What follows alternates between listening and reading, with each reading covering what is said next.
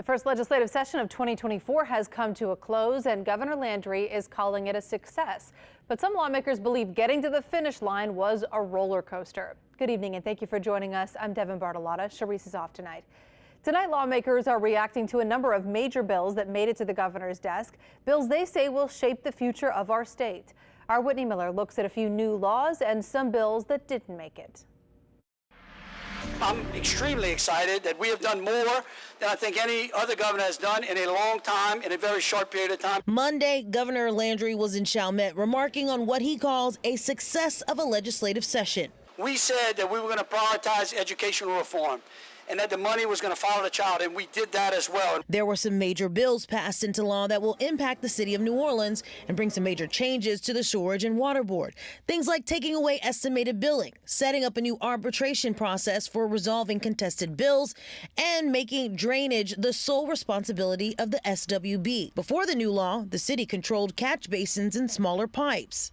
I don't think it's going to happen overnight. I don't want to provide that false hope, but we were very committed to looking at all of these things. In a statement, a spokesperson for SWBNO said, "We are ready and willing to assume the additional drainage system responsibility and trust that we will be supported in that transfer with a steady and sufficient revenue stream." But not everything the governor wanted was supported in this session. Lawmakers restored funding for the summer EBT program.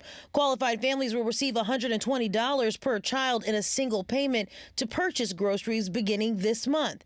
It's a program the governor initially rejected, and it's why Nadia Sanchez with Love Your Neighbor NOLA started a lunch program in New Orleans East. Serve a lot of multi-generational households. And so there's still the constraint on funding to feed everyone. And it's even tighter, I think, when your kids are just home with you all day. And do you remember that controversial public records bill? Lawmakers decided not to remove the majority of government activity from public view. The public had concerns, understandably so.